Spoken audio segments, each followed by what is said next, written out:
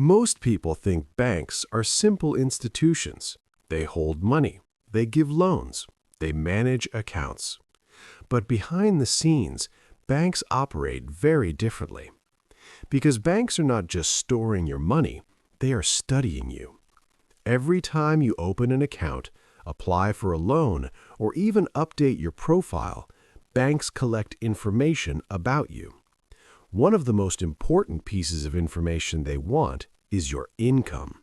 And many people provide this information without thinking twice. But have you ever wondered why banks want to know how much you earn? Because your income reveals far more than just your salary. To understand this, let's meet Alex. Alex recently opened a new bank account. During the process, the bank asked several questions: name, address, employment, and then one question that seemed completely normal: what is your monthly income? Alex didn't hesitate. He typed the number and moved forward. After all, it seemed like a harmless question. But from the bank's perspective, that number is extremely valuable. Because income tells banks how much financial risk you represent. When a bank knows your income, it can estimate how much debt you can handle. That means they can decide how large your credit card limit should be, how big a loan they can offer you, and how much interest they can charge.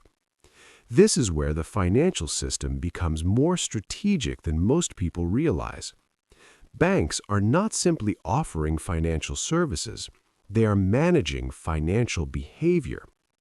When the bank sees Alex earns a certain amount, it can predict how Alex will likely spend money. It can estimate monthly expenses, it can estimate debt tolerance, and it can design financial products specifically for that income level. For example, if Alex earns a moderate income, the bank may offer a moderate credit limit. But if Alex receives a salary increase and updates the income information, the bank immediately offers higher credit limits. From the outside, this looks like a reward, but it also increases the probability of debt. And this is where things become interesting. Because the banking system makes most of its profit through lending, loans, credit cards, mortgages, interest payments. These products become more profitable when people borrow more money. So when a bank knows your income, it can carefully expand your borrowing capacity. Not too much, not too little, just enough to keep the system moving. This is why income information matters so much. It allows banks to design financial pressure that matches your financial ability. If someone earns more, they receive access to larger loans, larger mortgages, higher credit card limits.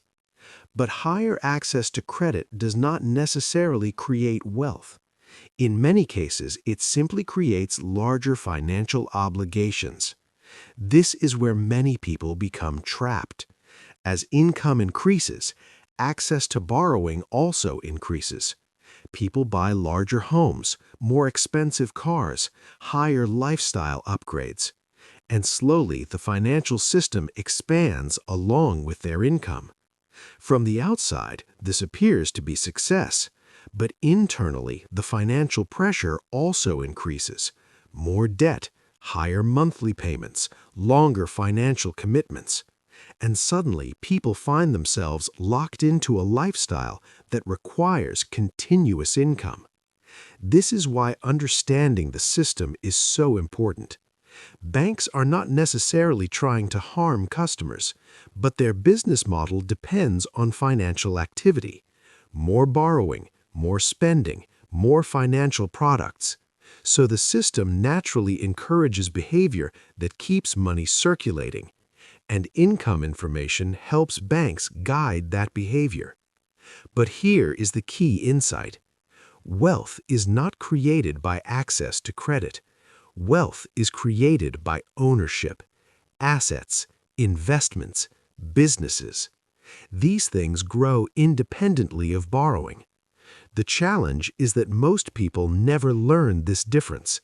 They focus on increasing income, but they rarely focus on controlling financial structure. Alex eventually realized something important.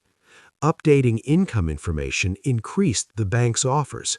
More credit cards, higher loan approvals, bigger financing options. But those offers did not automatically create financial progress. They only increased financial opportunity. And opportunity must be managed carefully, because easy access to credit can quietly transform into long-term financial pressure. Once Alex understood this, his strategy changed. Instead of focusing on borrowing capacity, he focused on financial independence, saving, investing, owning assets, and gradually building wealth that did not depend on constant borrowing. Because the real goal of money is not simply to qualify for larger loans. The real goal is financial freedom.